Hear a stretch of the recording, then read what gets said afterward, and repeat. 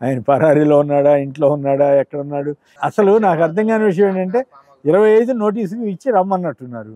ఆయన వస్తాడో రాడో చూసుకోకుండానే అప్పుడే ఈ హైదరాబాద్ ఒంగోలు నుంచి బయలుదేరి హైదరాబాద్‌కి ఎట్లొచ్చారు వీళ్ళు? హైదరాబాద్‌లో ఆయన ఇంటి దగ్గరే హడావుడి చేయటం ఏంది? అసలు నిజానికి ఎప్పుడు కేసు? ఎవరు? అది చాలా కొత్త ట్రెండ్ ఇది. చాలా చంద్రబాబు నాయుడు గారు, లోకేష్ గారు ఎవరిని రిటైర్డ్ పోలీస్ ఆఫీసర్లు కొందరిని పెట్టుకుని ఇట్లాంటి చర్యలు తీసుకుంటే చాలా అది వాళ్ళకే చాలా నష్టం జరుగుద్ది భవిష్యత్తులో. వాళ్ళకి అది అర్థం కావట్లేదు. ఏదో మనకు అధికారం ఉంది, ఇష్టం వచ్చినట్టు చేయొచ్చు అని అనుకుంటున్నారు కానీ బట్ దానివల్ల వాళ్ళకి సమాజానికి నష్టం, వాళ్ళకి నష్టం. ఇదంతా కొత్త ట్రెండ్.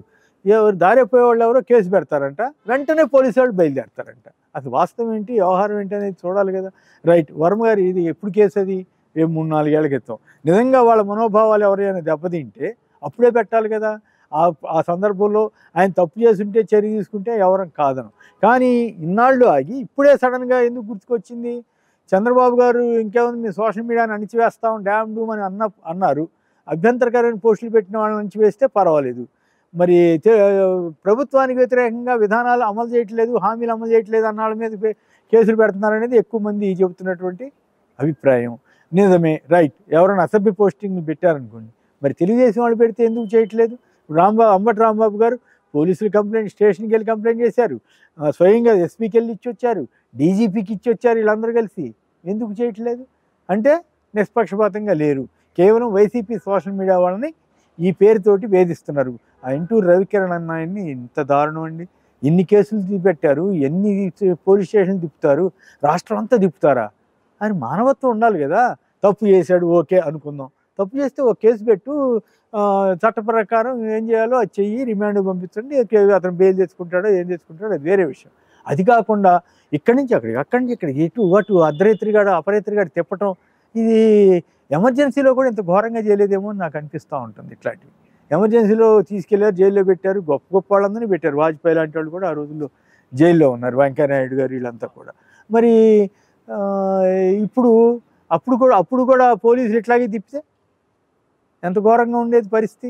ఇప్పుడు రేపు ఈ ట్రెండ్ అని ఎందుకు అన్నానంటే, వీళ్ళు ఇట్లా చేస్తున్నారు. రేపు ఈ గవర్నమెంట్ మారి వైసీపీ గవర్నమెంట్ వచ్చింది అనుకుందాం, అప్పుడు ఏంటి వీళ్ళ పరిస్థితి? వీళ్ళ మీద కూడా అట్లా కేసులు పెడతారుగా. ఇప్పుడు వర్మ గారు అమ్మట పడుతున్నారు, రామ్ గోపాల్ వర్మ గారు అమ్మట. ఆయన చేసింది మరి అప్పుడెప్పుడో సినిమా రిలీజ్ అప్పుడు ఏదో ఫోటోలు పెట్టాడని అంటారు. అవి ఏంటో నాకు తెలియదు, నేను చూడలేదు. ఒకవేళ నిజంగా అభ్యంతరమైనటువంటి పోస్టులు అయితే కేసు పెట్టి అయిపోయాయి. కేసు పెట్టి కోర్టులో ప్రొడ్యూస్ అయ్యి అరెస్ట్ చేసి గందరగోళం చేయాలని ఎందుకు అనుకుంటున్నారు? మరి జగన్ గారి మీద ఎన్ని పోస్టింగ్లు పెట్టారు, ఎన్ని పోస్టులు పెట్టారు, ఆ వివేకం ఏదో సినిమా అనేది చూడలేదు. అది చాలా దారుణంగా ఇది చేశారట. ఎందుకు హోంమంత్రి అనిత కానీ, చంద్రబాబు నాయుడు గారు కానీ, పవన్ కళ్యాణ్ గారు కానీ వీళ్ళంతా ఎట్లాంటి దారుణమైనటువంటి ఆరోపణలు చేశారు.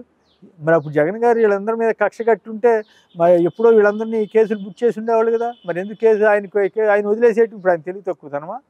వీళ్ళు అట్లాంటివన్నీ పట్టుకొచ్చి కేసులు పెట్టడం. ఇంకొక విచిత్రం ఏంటంటే, కొడాలి నాని గారు అసెంబ్లీ సమావేశాల్లో మాట్లాడిన దానికి కూడా కేసు అంట. వారెవరో లా చదివి విద్యార్థినితో కంప్లైంట్ ఇచ్చారు, అప్పటికప్పుడు రాత్రికి రాత్రే ఫిర్యాదు రిజిస్టర్ చేశారట. మరి తర్వాత ఏం చేస్తారో తెలియదు. అసెంబ్లీ సమావేశాల్లో జరిగిన వాటి మీద కోర్టులే మేము చూడడం వాటి సంగతి మీరు చూసుకోండి అంటారు. పోలీసులు ఏం చేస్తారు? ప్రెస్ కాన్ఫరెన్స్లో కొడాలి నాని గారు తిట్టుండొచ్చు, కొడాలి నాని గారిని తెలుగుదేశం వాళ్ళు తిట్టుండొచ్చు. ఇద్దరు రెండు వైపులా జరిగినాయి కానీ ఏకపక్షం కాదు కదా. ఇప్పుడు వల్లభనేని వంశీ గారి మీద అది కూడా ఆయన భార్యని వాళ్ళందరినీ కూడా ఆయన మీద చాలా దారుణమైనటువంటి ట్రోలింగ్స్ వచ్చిన తర్వాత ఆయన కూడా ఒక అనుచిత వ్యాఖ్య చేశారు. సో రెండు వైపులా తప్పు ఉంది కదా. నేనేమి వంశీ గారిని సమర్థించట్లేదు, అట్లా అని చెప్పి ఆయనకి జరిగిన అన్యాయాన్ని నేను కూడా పట్టించుకోవాలని మాత్రమే మనం చెప్తాం. సో అయితే ఆయన సారీ చెప్పాడు, తర్వాత ఏదో అయిపోయింది. కానీ ఇప్పుడు అట్లాంటివన్నీ కూడా ఏదో రకంగా కొన్ని కేసులు సోషల్ మీడియాలో కనుక రాకపోతే ఏదో కేసు పెట్టి హింసించడం ఏం పద్ధతిగా లేదు. మరి ఇప్పుడు వాళ్ళ వైఫల్యాలను కప్పిపుచ్చుకోవడానికి ఇలాంటివి చేస్తున్నారా అనేటువంటి అభిప్రాయానికి వాళ్ళు ఆస్కారం ఇస్తున్నారు. నిజానికి చంద్రబాబు గారికి, లోకేష్ గారికి గొప్ప అవకాశం వచ్చింది. ఇది చాలా గొప్ప అవకాశం. ఈ గొప్ప అవకాశాన్ని సద్వినియోగం చేసుకోకపోగా ఈ అధికార దుర్వినియోగానికి పాల్పడుతున్నారు. దీనివల్ల వాళ్ళకు కూడా నష్టం జరుగుద్దని మాబోటి వాళ్ళని చెప్పడం తప్ప అంతకుమించి ఏమంటాం. మళ్ళీ ఇప్పుడు వాళ్ళ దాడులు అవన్నీ ఎటు తిరిగి ఎటు వస్తాయో మనం చెప్పలేము. సో కాబట్టి ఈ వాళ్ళకి ఈ నష్టం జరగకుండా వాళ్ళు జాగ్రత్త పడితే మంచిదని మాత్రం సలహా ఇస్తాను. Please watch and subscribe for more updates. Volga News.